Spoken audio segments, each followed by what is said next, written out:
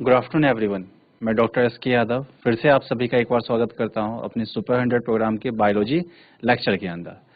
तो जैसा कि डियर हम लोगों ने अभी बायोटेक्नोलॉजी फर्स्ट के अंदर काफ़ी सारी चीज़ों को कवर अप कर लिया है। अब इसके अंदर हम लोग क्या है कि जो बाकी बचा हुआ पोर्शन है उसको भी कवर अप करते हुए चलेंगे। जैसा कि हमारे पास में अभी जो इसमें बचा हुआ है, एक तो पूरी प्रोसेस है रिकॉम्बिनेंट डीएनए टेक्नोलॉजी की, टूल्स हम लोग कर चुके हैं। ठीक है, अब हमारे पास यहाँ पर दो टॉपिक बचे हुए हैं। एक प्रोसेस है हमारे पास रिकॉम्बिनेंट डीएनए टेक्नोलॉजी की और दूसरा है हमारे पास बायोरिएक्टर के बारे में। दो ही टॉपिक बचे हैं हमारे इस चैप्टर से। जो अगला चैप्टर होगा उसमें देखेंगे हम बहुत सारे टॉपिक्स को। ठीक है, तो उम्मीद करता हूं कि आप लोगों ने जितना अभी तक मैंने बताया था वो समझा होगा, अच्छे से उसको रिमेम्बर भी किया होगा आप लोगों ने। अब हम जो है इसके अंदर आगे बढ़ेंगे और आगे का हम लोग इसमें देखेंगे। ठीक है, कि कैसे हम लोग यहाँ पर एक रिकॉम्बिनेंट कंस्ट्रक्ट तैयार करते हैं, एक रिकॉम्बिनेंट डीएनए तैयार करते हैं, उसको किस प्रकार से कोशिका के अंदर ट्रांसफर करते हैं और कैसे उस कोशिका से अपने उत्पाद के लिए कार्य कराते हैं। ठीक है, तो चलते हैं अपने स्मार्ट बोर्ड की तरफ, जहां पर हम जानेंगे आगे के चैप्टर के बारे में। देखिए डियर, हम लोगों ने जो है लास्ट क्लास के अंदर क्या देखा था। लास्ट क्लास में हमने अपना होस्ट ऑर्गेनिज्म जो है पूरी तरह से निपटा दिया था, कंप्लीट कर लिया था। और उसके बाद में हमने इसके अंदर देखा था steps of recombinant DNA technology या आरडीटी।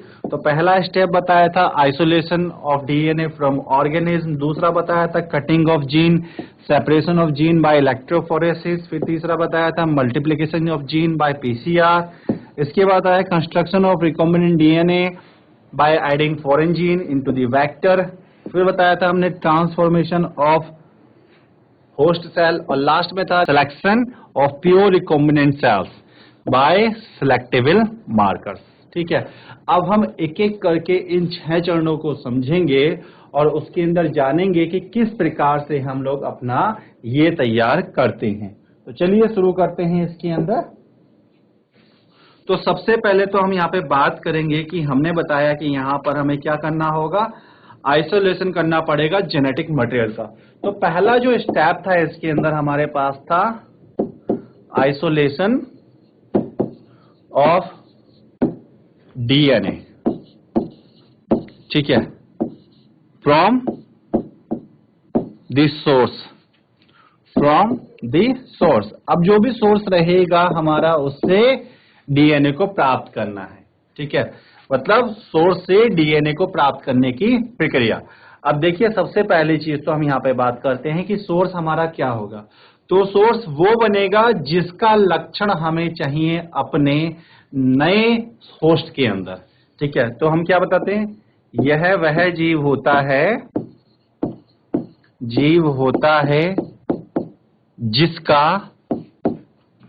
जिसका कैरेक्टर, यह वह जीव होता है, किसकी हम बात कर रहे हैं, सोर्स की बात कर रहे हैं। सोर्स कौन होगा, जिसका कैरेक्टर दूसरे जीव में ट्रांसफर करना होता है, ट्रांसफर करना होता है। तो जिसका हम कैरेक्टर ट्रांसफर करेंगे दूसरे जीव के अंदर, वो हमारा सोर्स बन जाएगा। अब इसके अंदर और फीचर्स हम लोग देखेंगे कि भाई सोर्स है, ठीक है, कैरेक्टर को ट्रांसफर करना है, तो सोर्स की किस प्रकार का हो सकता है। तो जो हमारे पास सोर्स है, it can be bacteria, it can be plant, it can be animal, it can be east. ठीक है, तो सोर्स कोई भी जीव हो सकता है, कोई भी जीव हो सकता है। अब कोई भी जीव हो सकता है, तो हम जैसे यहाँ पे एग्जाम्पल लेके चलेंगे। अब जैसा जीव होगा वैसा ही उसके साथ समस्याएं भी जुड़ी रहेंगी, उससे डीएनए को निकालना आसान नहीं होगा, वहां से डीएनए प्राप्त करना बहुत कठिन कार्य हो जाएगा। तो जिस प्रकार का सोर्स होगा उसी प्रकार की हमें वहां पे क्रियाविधि अपनानी पड़ेगी ताकि हमें अपना डीएनए प्राप्त हो सके। ठीक है, आनुवांशिक पदार्थ हमारा प्राप्त हो सके। ठीक है, तो यहाँ पे हम क्या बताते हैं, कोई भी हो सकता है। एग्जाम्पल की अगर हम बात करें, ठीक है, जैसे भाई प्लांट सेल है, ये सोर्स हो सकता है। इसके अलावा एनिमल सेल ये सोर्स हो सकता है। इसके अलावा बैक्टीरियल सेल ये हमारे पास सोर्स हो सकता है। इसके अलावा ईस्ट सेल ये हमारा सोर्स हो सकता है। इसके अलावा फंगल सेल का मतलब कवक वाली कोशिका, ये हमारा सोर्स हो सकता है, या फिर एल्गल सेल एटसेट्रा। तो ये कोई सी भी कोशिका हमारा सोर्स बन सकता है, और जैसे कोशिका रहेगी वैसे ही उसके साथ समस्याएं भी जुड़े रहेंगी। वहां से डीएनए को प्राप्त करना आसान नहीं होगा। तो हम डीएनए को प्राप्त करने के लिए अलग अलग प्रकार की प्रक्रियाओं से गुजारेंगे ताकि हमारा डीएनए हमें प्राप्त हो सके। ठीक है, तो इसके अंदर हम क्या बताते हैं, उम्मीद करता हूं आपने नोट किया होगा। ठीक है, तो नेक्स्ट हम देखेंगे सोर्स के अनुसार कोशिका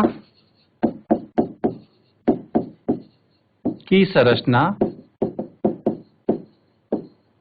अलग अलग प्रकार की होती है। अलग अलग प्रकार की होती है, पहली चीज। ठीक है, होती है। इसलिए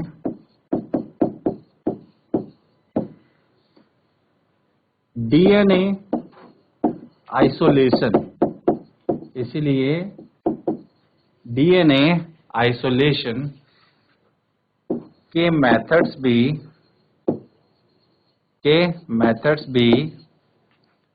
सोर्स के अनुसार भिन्न भिन्न होंगे।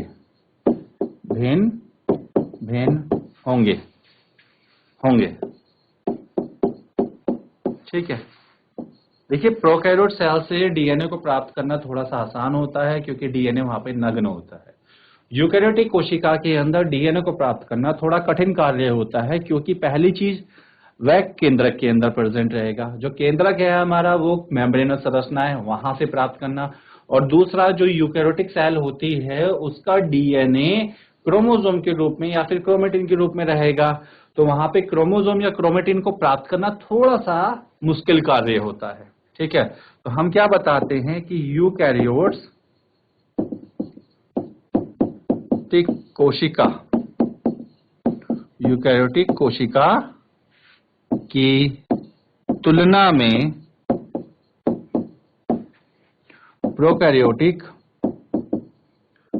प्रोकैरियोटिक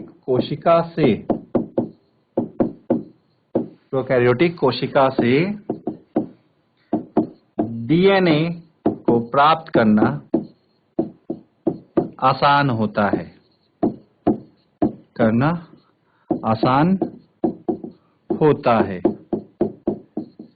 ये बहुत आसान हो जाता है। ठीक है, तो वहां से आप आसानी से उसको निकाल सकते हैं। ठीक है, यूकैरियोटिक कोशिका से डीएनए को प्राप्त करना इसलिए कठिन होता है क्योंकि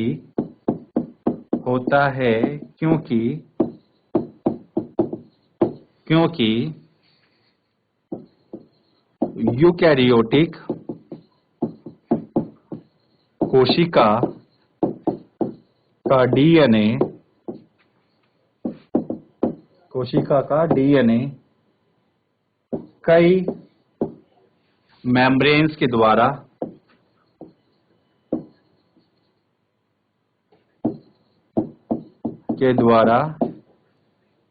कवर्ड रहता है। तो इसका जो डीएनए होता है कई मेम्ब्रेन्स के द्वारा कवर्ड रहता है, इसलिए इसको प्राप्त करना थोड़ा सा हमारे लिए कठिन हो जाता है। ठीक है, अब जब हम इसको प्राप्त करेंगे तो हमें क्या करना पड़ेगा, इसी हिसाब से अलग अलग ट्रीटमेंट यूज करना पड़ेगा। तो इस चीज को आसान करने के लिए हमें बहुत सारे मेथड्स को अपनाना पड़ता है और कई प्रकार के एंजाइम्स का ट्रीटमेंट भी देना पड़ता है। ठीक है, तो उम्मीद करता हूं कि आपने नोट कर लिया होगा। ठीक है, चलिए, ठीक है, अतः यूकैरियोटिक सेल से डीएनए को प्राप्त करने के लिए, डीएनए को प्राप्त करने के लिए कई प्रकार के फिजिकल, केमिकल मेथड्स का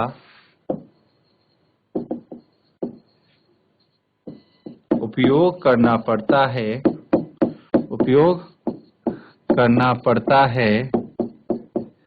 तथा इसी के साथ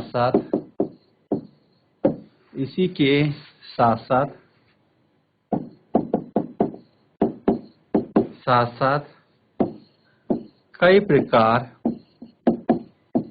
के एंजाइमों का या एंजाइम्स का उपयोग भी, कई प्रकार के एंजाइम्स का उपयोग भी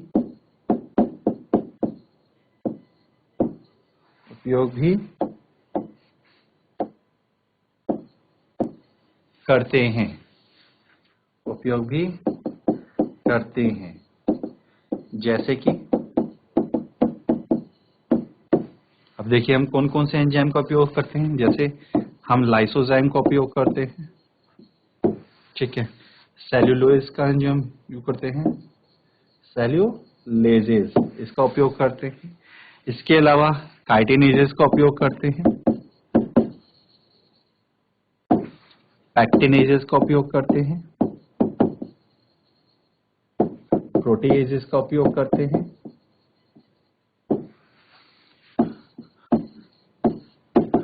आरएनएस का उपयोग करते हैं, एटसेट्रा। ठीक है, तो हम इनका उपयोग करके इसको क्या कर सकते हैं, पृथक कर सकते हैं। बाद में एकत्रीकरण के लिए हम क्या करेंगे, चिल्ड इथेनॉल के अंदर डुबो देंगे, जिससे हमारा जो डीएनए है वो एक जगह पे एकत्रित हो जाता है। लास्ट में प्राप्त किए हुए डीएनए को चिल्ड इथेनॉल में डाल देते हैं, जिससे वह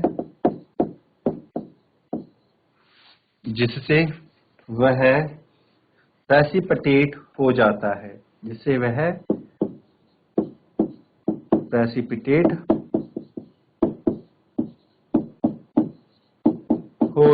है, यहाँ पे यह प्रेसिपिटेट हो जाएगा और हमारा डीएनए प्राप्त हो जाएगा। तो पहला हमने चरण पूर्ण कर लिया है, हमने डीएनए को प्राप्त कर लिया है। अब चलेंगे हम अगले चरण की ओर, और अगला चरण हमारा क्या है, जिसके अंदर हम डीएनए को कट करेंगे और उसके साथ में अपने जीन को प्राप्त करेंगे और साथ ही साथ फिर उसको हम वेक्टर के अंदर जोड़ेंगे भी। ठीक है, तो चलिए हम आगे बढ़ते हैं अगले स्टेप की तरफ। तो दूसरा स्टेप होता है cutting of DNA on specific location. दूसरा स्टेप क्या हो जाएगा डियर, दूसरा स्टेप हो जाएगा cutting of DNA on specific locations. ठीक है, विशिष्ट स्थानों पर डीएनए का कटाव, विशिष्ट स्थानों पर डीएनए का कटाव। तो हम कौन कौन से स्थान पर इसको काटेंगे, तो देखिए कटेगा तो वहीं पर जहां पर हमारे पास साइट प्रेजेंट होगी रिकॉग्निशन। अब रिकॉग्निशन साइट किसकी होगी डियर, ये रिकॉग्निशन साइट होगी हमारी रेस्ट्रिक्शन एंजाइम की। तो जहां पर रेस्ट्रिक्शन एंजाइम की रिकॉग्निशन साइट उपस्थित रहेगी वहीं पर हम इसको काटेंगे, दूसरी जगह पर हम इसको नहीं काट सकते। तो हम क्या बताएंगे इसके लिए, ठीक है, सोर्स से डीएनए को प्राप्त करने के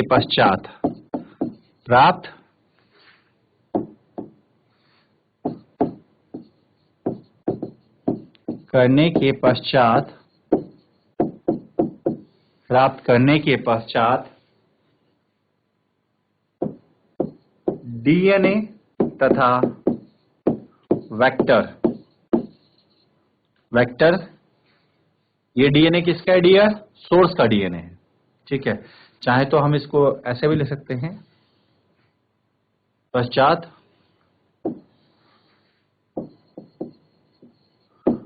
सोर्स के डीएनए तथा वेक्टर को रेस्ट्रिक्शन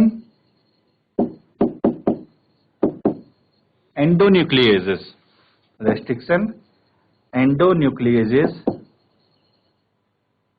एंजाइम्स के द्वारा विशिष्ट स्थानों पर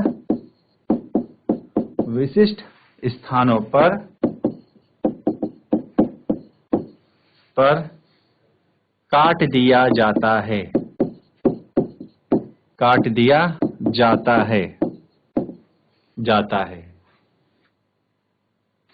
है जो कि रिकॉग्निशन साइट होती हैं।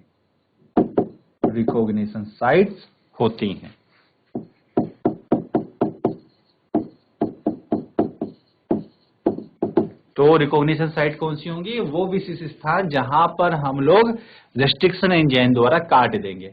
अब देखिए हम जब काटेंगे तो क्या होगा? देखिए हमारे पास में ये क्या है? ये है वेक्टर, ये क्या है? वेक्टर डीएनए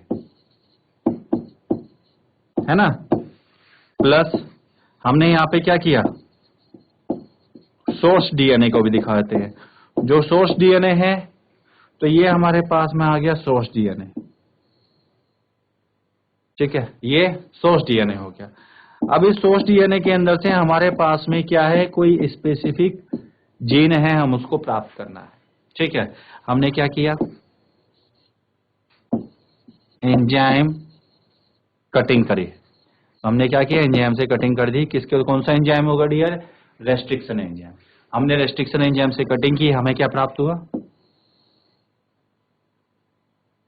एक तो ये ओपन वेक्टर हमारा ओपन हो चुका है, प्लस, ठीक है,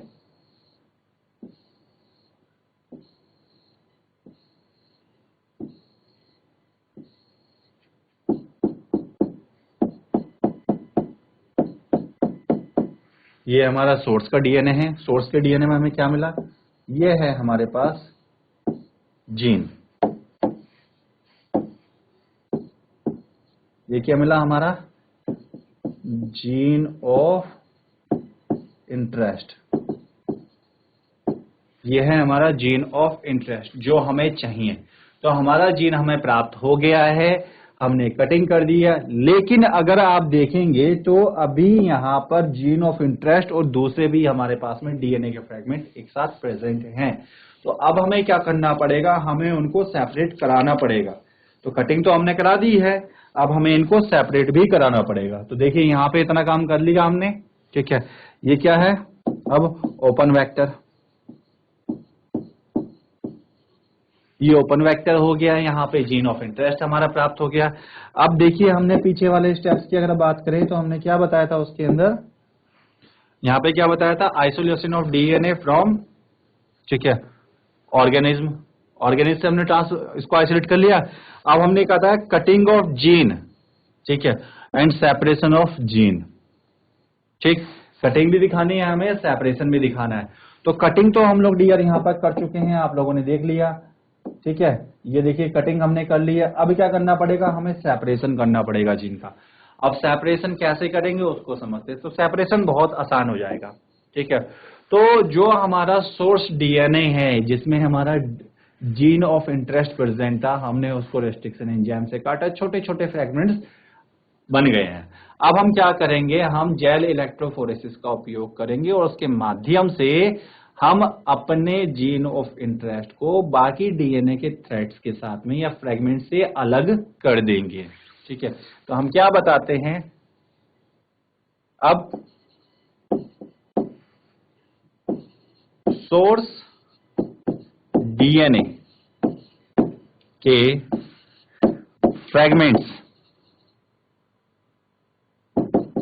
फ्रेगमेंट्स, क्योंकि देखिए यहां पे क्या हुआ है, ये जो हमारे पास में मैं दिखा रहा हूं कि मैंने ये जो जीन है मेरा, ये जो डीएनए है, इसको जो कट कराया है ना, तो ऐसा नहीं कि मैंने आरी ली और इसको काट दिया, आधा टुकड़ा उधर कर दिया, आधा टुकड़ा उधर कर दिया, ऐसा तो करूंगा नहीं। तो वो कैसे करते हैं, हम एक छोटी सी परख नली लेते हैं, उस परख नली के अंदर डीएनए को डालेंगे, वहां पे रेस्ट्रिक्शन एंजाइम डालेंगे और मान के चलेंगे कि हमारा रेस्ट्रिक्शन एंजाइम हमारे डीएनए को कट कर देगा।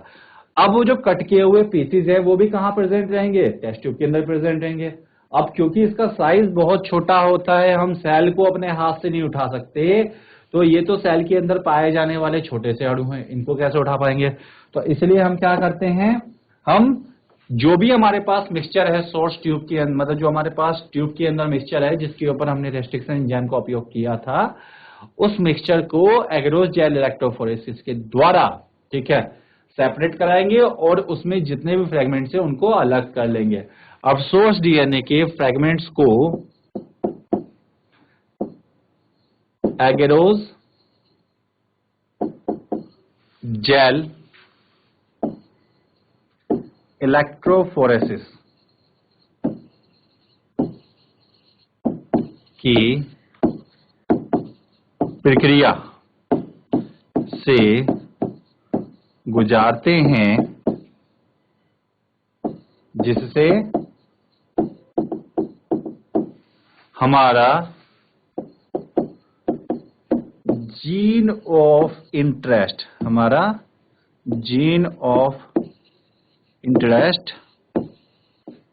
बाकी फ्रेगमेंट से अलग हो जाता है, अलग हो जाता है।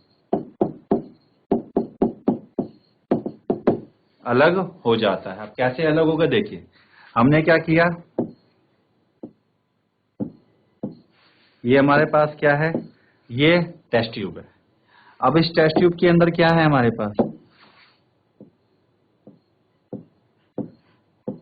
ये डीएनए के थ्रेड से छोटे छोटे। अब हम क्या करेंगे, हम करेंगे एगरोस जेल इलेक्ट्रोफोरेसिस।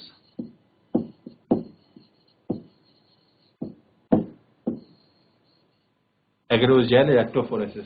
अब जब एग्रोस जेल इलेक्ट्रोफोरेसिस करते हैं तो कैसे करते हैं, आपकी एनसीईआरटी के अंदर फोटो भी छपा होगा, आप उसको देखिएगा। हम यहां पर ऐसे एक जेल की प्लेट बनाते हैं, एग्रोस जेल की, ठीक है, उसके अंदर क्या करते हैं, ये छोटे छोटे से खांचे बना देते हैं, ठीक है, और यहां पे अपने डीएनए के मिक्सचर को, ये जो मिक्सचर है इसको लोड करेंगे, ठीक है, लोड करेंगे। साथ ही साथ हम क्या करेंगे, यहां पर जो ये प्लेट है इसको एक चैम्बर में रखते हैं जिसके अंदर इलेक्ट्रोड्स प्रेजेंट रहते हैं। यहाँ पे हमने करंट प्रेजेंट रखेंगे और इसके अंदर क्या प्रेजेंट रहता है डियर, यहाँ पे रहता है आपका बफर सॉल्यूशन, ठीक है, ये आपका बफर सॉल्यूशन से घिरा रहता है। ये है हमारे पास, ये है हमारे पास पॉजिटिव इलेक्ट्रोड, ठीक है, और ये है हमारे पास नेगेटिव इलेक्ट्रोड, ठीक है। तो दो हमारे पास इलेक्ट्रोड है, पॉजिटिव और नेगेटिव। हमने यहाँ पे करंट दिया हुआ है, ठीक है, हमने यहाँ पर करंट दिया हुआ है। अब क्या होगा, जो हमारा डीएनए है, ठीक है, हमने इसके अंदर यहाँ पर क्या किया था, उसको लोड किया था इस जगह पे। डीएनए के ऊपर नेगेटिव चार्ज होता है और हमारा जो डीएनए है वो क्या करेगा, धीरे धीरे इस पॉजिटिव चार्ज की तरफ बढ़ेगा, इस तरह से। तो हमारे पास में डीएनए के फ्रेगमेंट्स एक दूसरे से अलग होते हुए नजर आ जाएंगे। अब देखिए, जो जितना बड़ा होगा वो उतना धीमा चलेगा, उतना पीछे रह जाएगा, जो जितना छोटा होगा वो उतना फास्ट भागेगा, ठीक है, और वो उतने दूर चला जाएगा। तो मान लीजिए कि ये हमारे पास है जीन ऑफ इंटरेस्ट। तो देखिए, बाकी सबसे हमारा जीन ऑफ इंटरेस्ट हो चुका है अलग। हमने क्या किया, इसको सेपरेट कर लिया। यह है gene of interest. Gene of interest क्या हो जाएगा, जीन ऑफ इंटरेस्ट वो हो जाएगा जिसको हमें ट्रांसफर करना है, ठीक है। तो बस अब हमने क्या कर लिया, इसको काट दिया है। अब काटने के बाद हम क्या करेंगे, जो भी हमारे पास ये जीन ऑफ इंटरेस्ट है, देखिए क्योंकि हमारे पास थोड़ा सा डीएनए है तो जीन ऑफ इंटरेस्ट का अमाउंट भी बहुत थोड़ा सा होगा। तो हमें क्या करना पड़ेगा, अपनी जो भी प्रैक्टिकल है, जो भी हमारा काम है, उसको अच्छा करने के लिए, आसान करने के लिए हम इसकी मल्टीपल कॉपीज तैयार कर लेंगे। मल्टीपल कॉपीज कैसे तैयार करेंगे, एक ही मेथड है, पीसीआर, पॉलीमरेज चेन रिएक्शन। तो अगला स्टेप हमारे पास क्या होगा डीएनए का, देखते हैं, चलिए। अब हम क्या करेंगे, अगली प्रोसेस है हमारे पास तीसरा, देख लेते हैं हमने पीछे क्या किया था, multiplication of gene by PCR. अब हम पीसीआर की सहायता से जीन को मल्टीप्लाई कर देंगे। तो हम देख लेते हैं वही कि multiplication of gene by PCR, polymerase chain reaction द्वारा मल्टीप्लीकेशन किसका, जीन का, ठीक है। अब हम क्या बताते हैं, क्योंकि प्राप्त किया हुआ, क्योंकि आइसोलेटेड जीन कम क्वांटिटी में होता है, कम क्वांटिटी में होता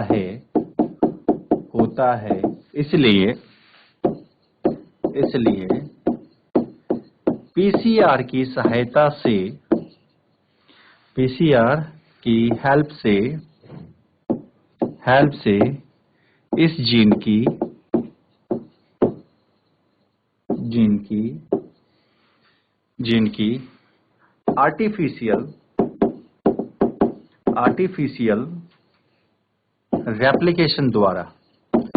आर्टिफिशियल रेप्लिकेशन के द्वारा मल्टीपल कॉपीज तैयार कर ली जाती हैं,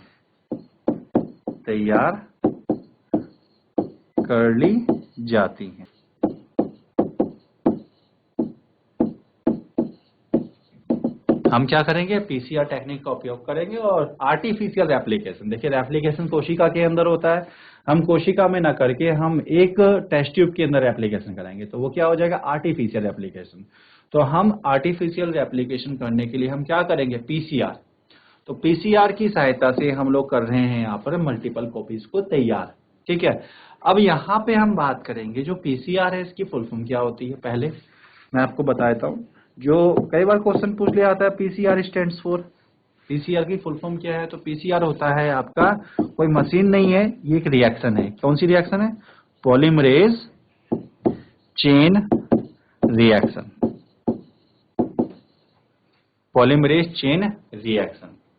जो इसकी मशीन होती है, जो इंस्ट्रूमेंट होता है, जो हमारे पास में लैब में प्रयोग किया जाने वाला इंस्ट्रूमेंट है, वो क्या कहलाता है, ठीक है। मशीन कौन सी होती है इसकी, बेटा मशीन होती है इसकी थर्मोसाइक्लर, थर्मोसाइक्लर की मशीन का नाम है। होता क्या है पीसीआर के अंदर, मैं आपको बता देता हूं।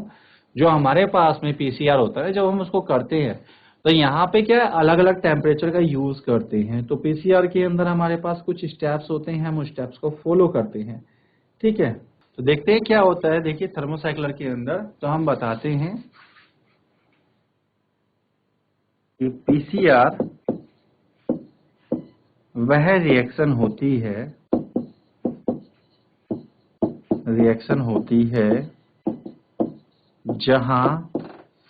जहां अलग अलग तापमान की साइकिल क्रमशः चलती रहती हैं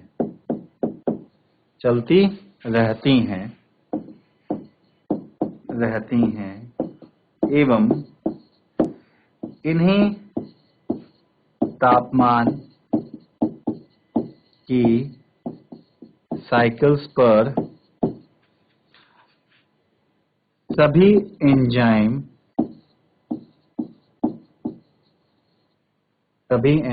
अपना अपना कार्य करते हुए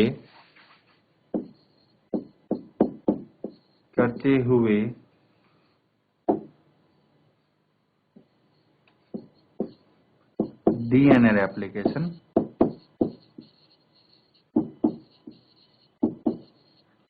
पूर्ण कर देते हैं।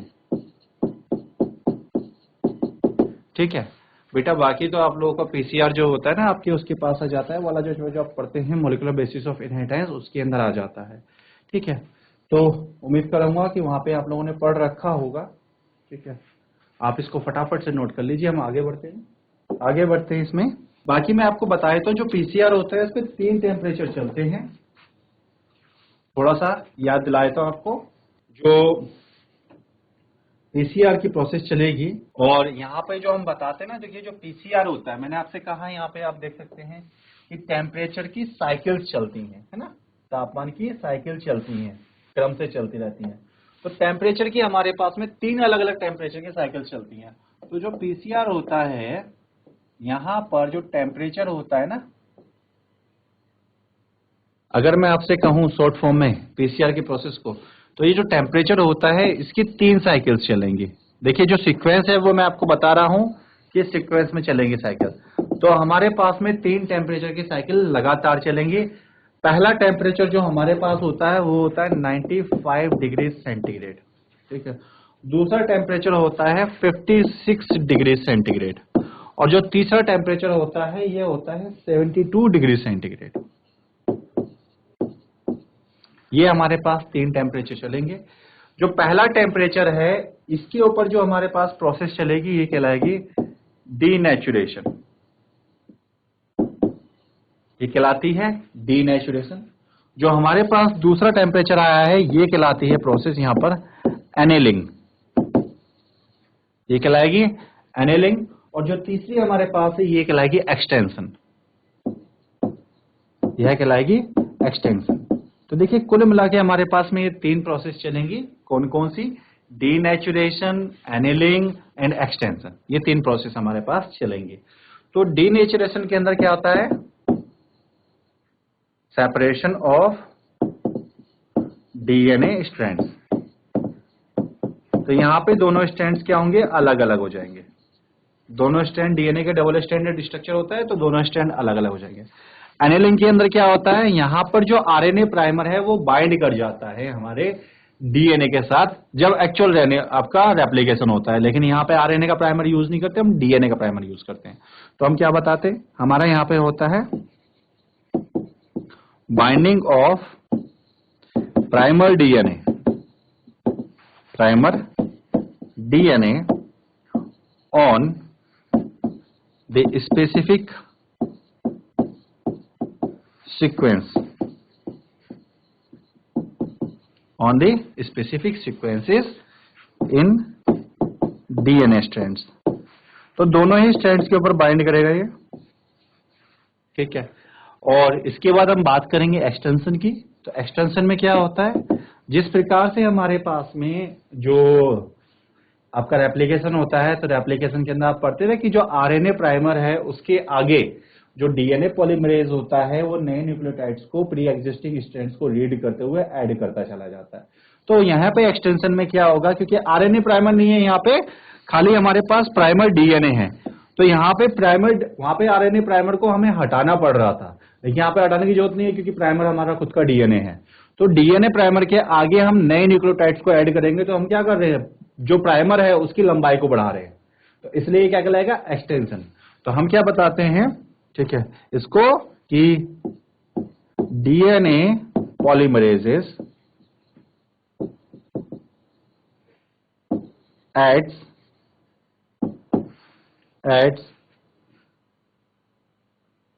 nucleotides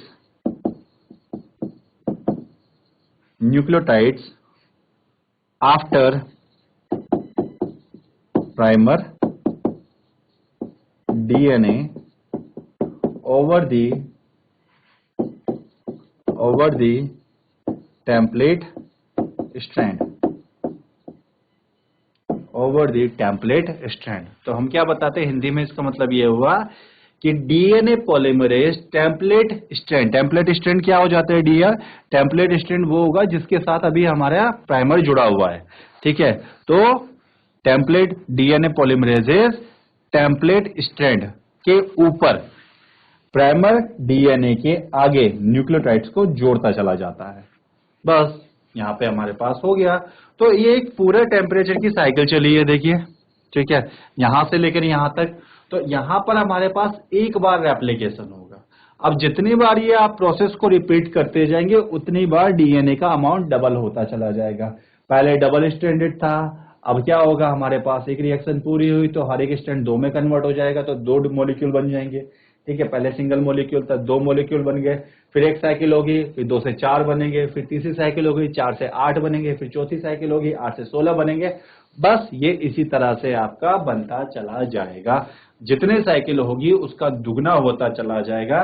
तो अगर मैं आपसे कहूं कि रेप्लिकेशन रेट क्या होगा इसका, रेप्लिकेशन रेट हमारे पास में अगर हम बात करेंगे यहाँ पर, तो रेप्लिकेशन रेट हो जाता है n की पावर 2, ठीक है, n की पावर 2, ठीक है। तो n की पावर 2 का मतलब क्या हुआ, n का मतलब हुआ नंबर ऑफ साइकिल नंबर। तो जितने साइकिल नंबर होता जाएगा उसकी पावर मतलब उसका डबल होता चला जाएगा हमारे पास डीएनए।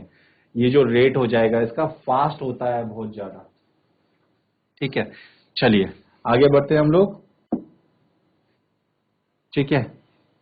नहीं इसके अंदर ना, एक सेकेंड थोड़ा सा करेक्शन, n की पावर 2 नहीं डियर, ठीक है, हम बताएंगे यहाँ पर ये 2 की पावर n, 2 की पावर n, हाँ ठीक है। तो जितने हमारे पास में 2 की पावर n से हमारा रेप्लिकेशन रेट चलेगा 2 की पावर n, ठीक है, ये हमारे पास में चलेगा।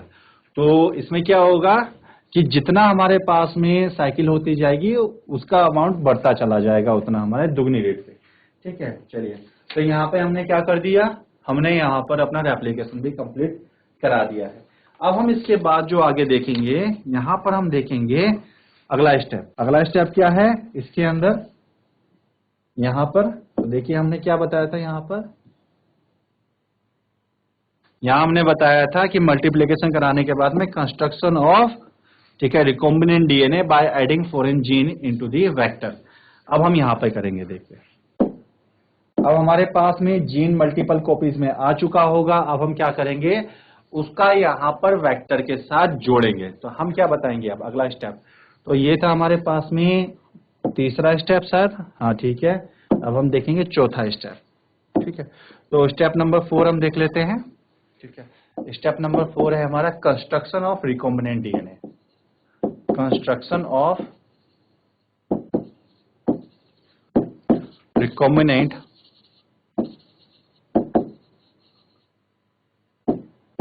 डीएनए, रिकॉम्बिनेंट डीएनए का निर्माण। अब कंस्ट्रक्शन कैसे करेंगे, यहाँ पे सिंपल सा तरीका होता है इसमें, ठीक है, और कैसे किया जाता है उसको मैं आपको बता देता हूँ, ठीक है। तो क्या बताएंगे हम इसमें, ठीक है। अब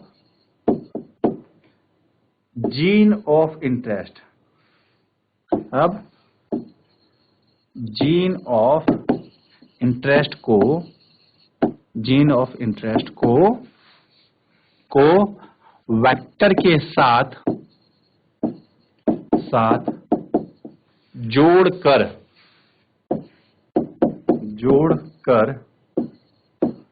रिकॉम्बिनेंट डीएनए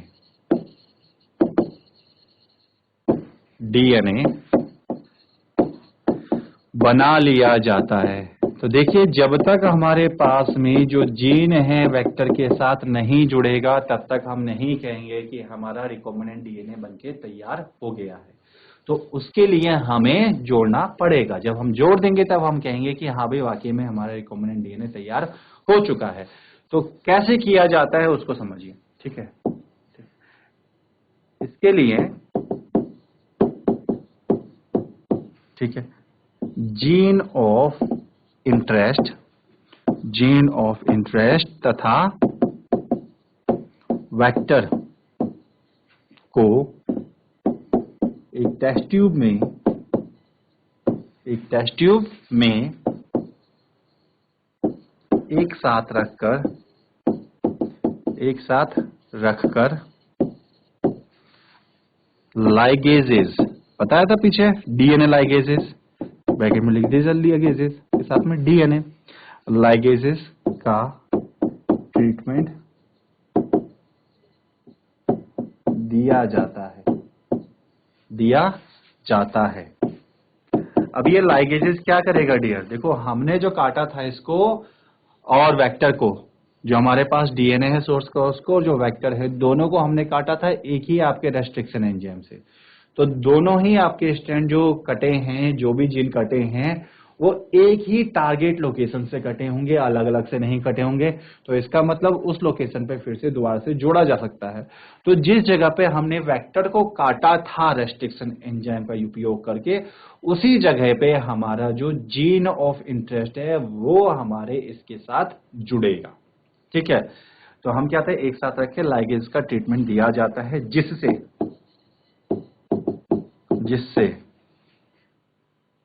जिस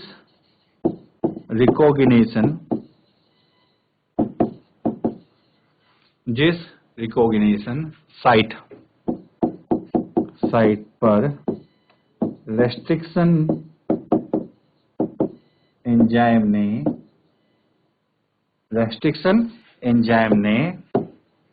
वेक्टर पर कट लगाया था, उस स्थान पर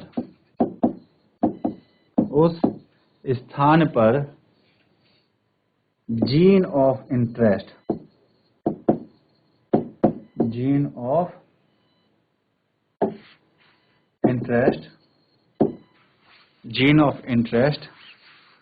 जुड़ जाता है और रिकॉम्बिनेंट डीएनए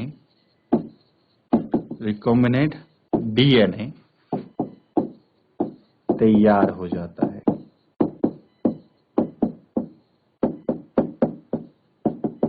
रिकॉम्बिनेंट डीएनए तैयार हो जाता है। अब देखिए, हमारे पास रिकॉम्बिनेंट डीएनए तैयार हो चुका है।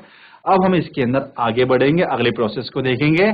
तो यहां पे देखिए हम कैसे बताएंगे, देखिए मैं आपको दिखाता हूं डायग्राम की सहायता से। तो हमने क्या किया,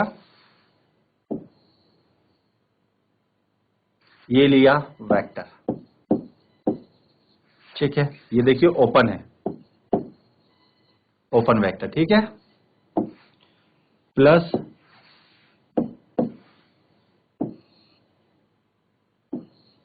हमने लिया ये जीन ऑफ इंटरेस्ट, वेक्टर लिया, जीन ऑफ इंटरेस्ट लिया। अब रिएक्शन हमने फॉरवर्ड कराई, किसके द्वारा? हमने उपयोग किया लाइगेजेस, डीएनए लाइगेजेस, ठीक है, हमने डीएनए लाइगेजेस का उपयोग किया। अब क्या हुआ, डीएनए लाइगेजेस ने क्या किया?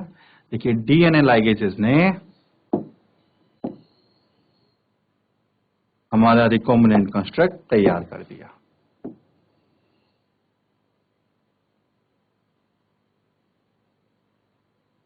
ठीक है,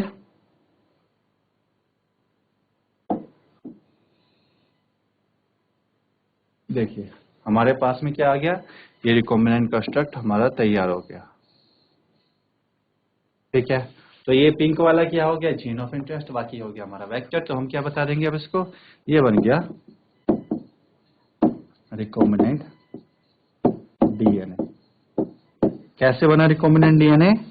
क्योंकि हमारे पास में डियर देखो, ये तो हो गया वेक्टर, है ना, ये हो गया वेक्टर और ये क्या हो गया,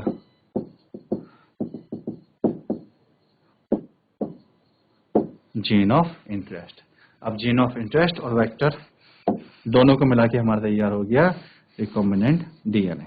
ठीक है, चलिए अब रिकॉम्बिनेंट डीएनए को तैयार होने के बाद में हम इसको क्या करेंगे, हम इसको ट्रांसफर करेंगे होस्ट के अंदर। ठीक है, अब होस्ट में ट्रांसफर कर देंगे ना, तो उसके बाद में क्या होगा, हमारे पास में जो है आपका रिकॉम्बिनेंट होस्ट तैयार होगा। फिर हम उसका क्या करेंगे, लास्ट में हम सिलेक्शन करेंगे on the basis of selectable marker. ठीक है, तो अगला स्टेप क्या होगा हमारे पास में, देखिए, तो हमारे पास नेक्स्ट है transfer of recombinant DNA into host cell. अब हमें अपने रिकॉम्बिनेंट डीएनए को होस्ट सेल के अंदर ट्रांसफर करना है। तो कैसे ट्रांसफर होगा, तो देखिए यहाँ पे अलग अलग मेथड होता है। तो सबसे पहली चीज तो जो हमारे पास रिकॉम्बिनेंट डीएनए तैयार हुआ है, रिकॉम्बिनेंट कंस्ट्रक्ट तैयार हुआ है, ठीक है, हम उसको किस होस्ट के अंदर ट्रांसफर करा रहे हैं। भाई जो हमारे पास होस्ट है ये प्रोकैरियोट भी हो सकता है और जो होस्ट है हमारा यूकैरियोट भी हो सकता है। तो हम यहाँ पे लेके चलेंगे इस चीज को, होस्ट सेल एक्सपेरिमेंट के अनुसार, होस्ट सेल एक्सपेरिमेंट के अनुसार अलग अलग प्रकार की हो सकती हैं, जैसे कि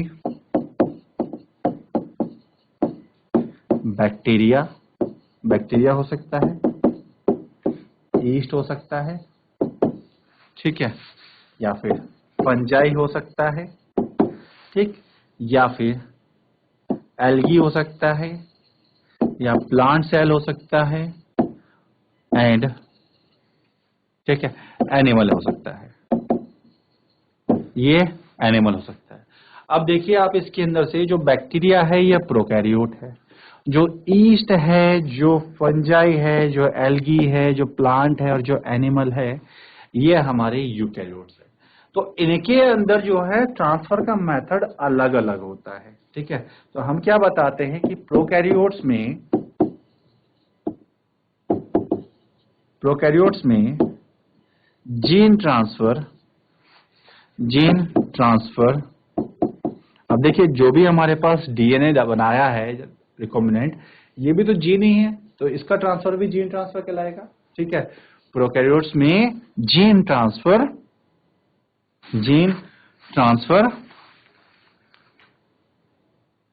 निम्नलिखित प्रक्रियाओं से होता है,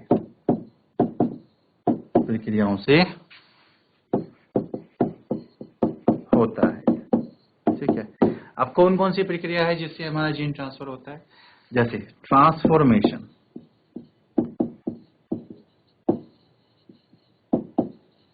पहला हो गया ट्रांसफॉर्मेशन, ठीक है, दूसरा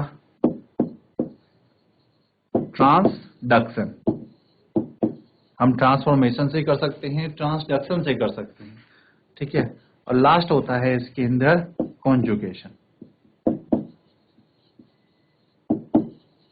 ठीक है, हम इन मेथड्स का उपयोग कर सकते हैं जहां पर हमारे पास में जो हमारे पास ये जीन है उसको हम ट्रांसफर कर सकते हैं, लेकिन यूकैरियोट्स के अंदर ये मेथड अप्लाई नहीं होते। यूकैरियोट्स के अंदर ट्रांसफर की जो प्रक्रिया है वो कुछ और कहलाती है। तो उम्मीद करता हूं कि आपने ये नोट कर लिया होगा। हम आगे बढ़ते हैं इसके अंदर। ठीक है, हम क्या बताते हैं, एक स्टार लगा के, यूकैरियोट्स में ट्रांसफॉर्मेशन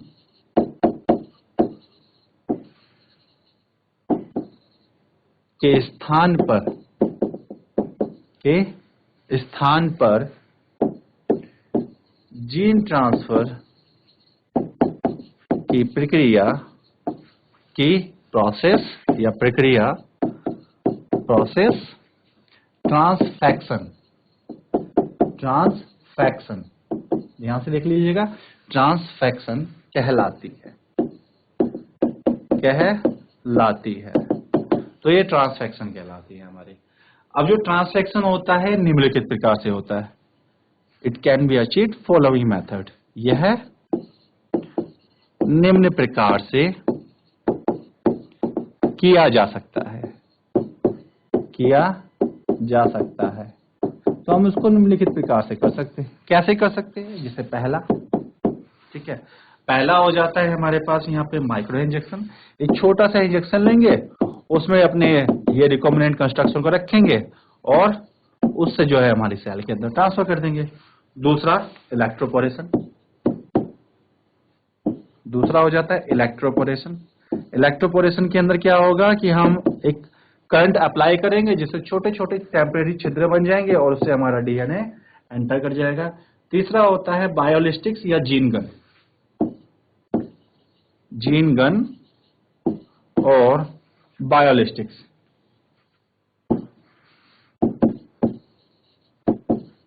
अब जीन गन या बायोलिस्टिक्स में क्या होता है कि हमारे पास में ना कोई मेटल की छोटे छोटे रोड्स होते हैं, कंचे टाइप के होते हैं, बहुत छोटी छोटी गोलियां होती हैं। उनको हम क्या करते हैं, अपने जीन के द्वारा ढक देते हैं और बाद में निशाना साधते हैं अपने टिश्यू के ऊपर। तो उससे क्या होगा, जो वो छोटी सी गोली है या वो छोटी सी बॉल है सीधे कोशिका के भीतर धस जाएगी और हमारा जीन कोशिका के अंदर प्रवेश कर जाएगा।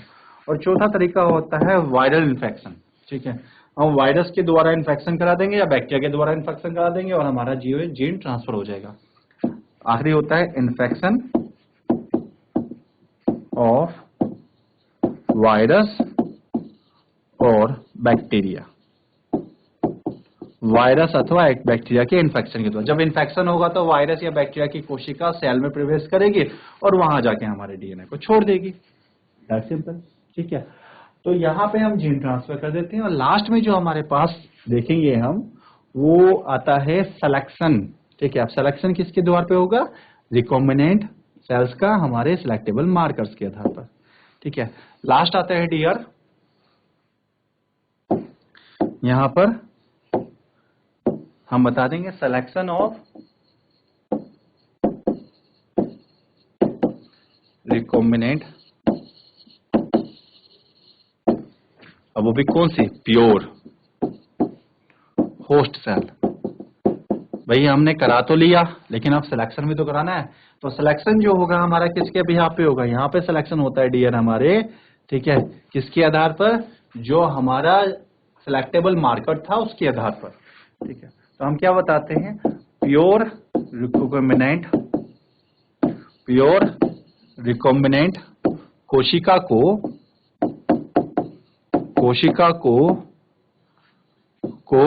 वेक्टर में उपस्थित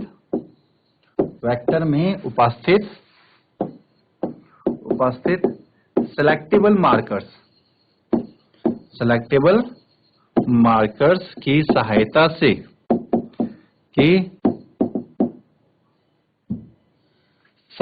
से या की हेल्प से पहचान लिया जाता